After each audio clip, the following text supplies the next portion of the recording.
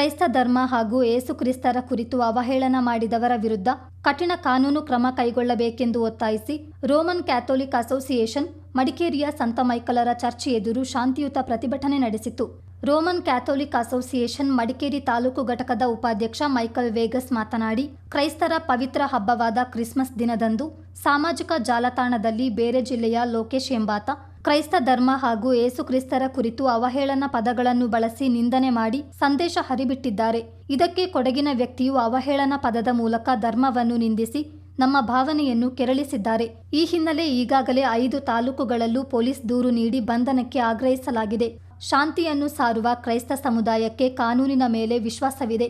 ಯಾವುದೇ ಧರ್ಮದ ಅವಹೇಳನ ಮಾಡುವುದು ಸರಿಯಲ್ಲ. ಸೌಹಾರ್ದತೆಯಲ್ಲಿರುವ ಕೊಡಗು ಜಿಲ್ಲೆಯಲ್ಲಿ ಕೆಲ ಕಿಡಿಗೇಡಿಗಳು ಅಶಾಂತಿ ಸೃಷ್ಟಿಸುವ ಕೆಲಸಕ್ಕೆ ಕೈ ಹಾಕುತ್ತಿರುವುದು ವಿಷಾದನೀಯ ಎಂದು ಕಳವಳ ವ್ಯಕ್ತಪಡಿಸಿದ ಅವರು, ಆರೋಪಿಗಳ ವಿರುದ್ಧ ಕಾನೂನು ಕ್ರಮ ಕೈಗೊಳ್ಳದಿದ್ದಲ್ಲಿ ಸಂಘಟಿತರಾಗಿ ಉಗ್ರ ಪ್ರತಿಭಟನೆ ನಡೆಸುವುದಾಗಿ ಎಚ್ಚರಿಸಿದರು.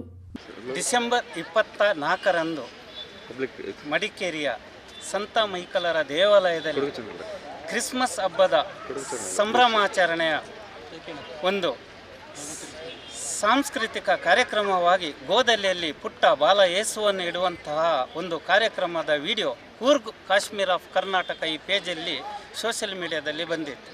ಅದಕ್ಕೆ ಅಲ್ಲಿ ಲೋಕನಾಥ್ ಲೋಕಿ ಗೌಡ ಮತ್ತು ಕೊಡಗಿನವರೇ ಆದಂತಹ ಮನು ಅಂತ ಹೇಳುವವರು ತುಂಬ ಧರ್ಮವನ್ನು ನಿಂದಿಸುವಂತಹ ಮತ್ತು ಯೇಸು ಕ್ರಿಸ್ತರನ್ನು ತುಂಬ ಅವಾಚ್ಯ ಶಬ್ದಗಳನ್ನು ಬಳಸಿ, ಅದು ಮೀಡಿಯಾದ ಮುಂದೆ ಹೇಳಲಿಕ್ಕೂ ನಮಗೆ ನಾಚಿಕೆ ಆಗುವಂತಹ ಒಂದು ಶಬ್ದಗಳನ್ನು ಬಳಸಿ ಕಮೆಂಟ್ ಮಾಡಿರುತ್ತಾರೆ.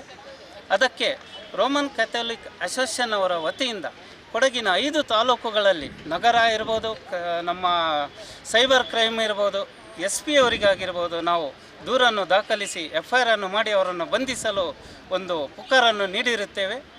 ಅದರ ಪ್ರಕಾರವಾಗಿ ಈ ದಿನ ಭಾನುವಾರ ಚರ್ಚಿನ ಮುಂಭಾಗದಲ್ಲಿ ಒಂದು 5ರಿಂದ 10 ನಿಮಿಷಗಳ ಕಾಲ ಒಂದು ಮೌನ ಪ್ರತಿಭಟನೆಯನ್ನು ಕೂಡ ಹಮ್ಮಿಕೊಂಡಿದ್ದು, ಅದು ಕೂಡ ಸಫಲವಾಗಿದೆ.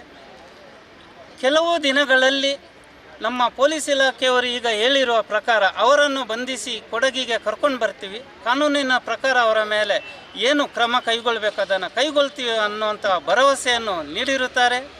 ದಯವಿಟ್ಟು ಅವರನ್ನು ಬಂಧಿಸಬೇಕು.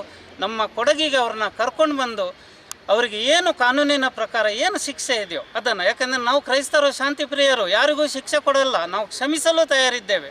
ಆದರೆ ಕಾನೂನಿನ ಪ್ರಕಾರ ಅವರಿಗೆ ಯಾಕೆ ಶಿಕ್ಷೆ ಆಗಬೇಕು ಅಂದರೆ, ಕೊಡಗಿನಲ್ಲಿ ಇನ್ನು ಮುಂದೆ ಯಾರೇ ಕೂಡ ಯಾವುದೇ ಧರ್ಮದ ವಿರುದ್ಧ ಮಾತಾಡುವಂಥದ್ದು, ಕೋಮು ಸ್ವಾರಸ್ಯವನ್ನು ಕೆಡಿಸುವಂತಹ ಈ ಕೆಟ್ಟ ಮನಸ್ಥಿತಿ ಈ ಕೋಮುವಾದಿಗಳು ಬಿಡಬೇಕು.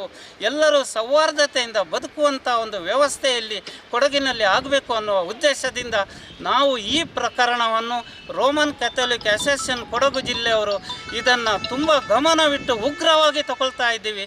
ಅವರಿಗೆ ಶಿಕ್ಷೆ ಆಗದಿದ್ದರೆ ನಾವು ಮುಂದಿನ ದಿನಗಳಲ್ಲಿ ನಾವು ಬೀದಿಗಿಳಿಯಲಿದ್ದೇವೆ. ನಾವು ಇಡೀ ಕೊಡಗಿನಲ್ಲಿ ಕ್ರೈಸ್ತರನ್ನು ಕಟ್ಟಿಕೊಂಡು ನಾವು ಉಗ್ರ ಪ್ರತಿಭಟನೆಯನ್ನು ಮಾಡಲಿದ್ದೇವೆ. ಅವರ ಮೇಲೆ ಕಾನೂನಿನ ಪ್ರಕಾರ ಖಂಡಿತವಾಗಿ ಕ್ರಮ ಕೈಗೊಳ್ಳಬೇಕು ಅಂತೇಳಿ ವಿನಂತಿಸ್ತಿದ್ದೇನೆ. ಪ್ರತಿಭಟನೆಯಲ್ಲಿ ಅಸೋಸಿಯೇಷನ್ ಜಿಲ್ಲಾ ಉಪಾಧ್ಯಕ್ಷ ಮೈಕಲ್ ಮಾರ್ಷಲ್, ಮಡಿಕೇರಿ ತಾಲೂಕು ಘಟಕದ ಕಾರ್ಯದರ್ಶಿ ಪಿಯೂಷ್ ಪೆರೇರಾ, ತಾಲೂಕು ಕಾರ್ಯದರ್ಶಿ ವಿಲ್ಫ್ರೆನ್ ಕೊರೇರಾ, ಖಜಾಂಚಿ ಶರತ್ ಜೋಸೆಫ್, ಯುವ ಘಟಕದ ತಾಲೂಕು ಉಪಾಧ್ಯಕ್ಷ ಆಲಿಸ್ಟರ್ ಜಾಕ್, ದಿವ್ಯಜ್ಯೋತಿ ಸಂಘದ ನಿರ್ದೇಶಕ KG ಪೀಟರ್ಸ್ ಸೇರಿದಂತೆ ಮತ್ತಿತರರು ಇದ್ದರು.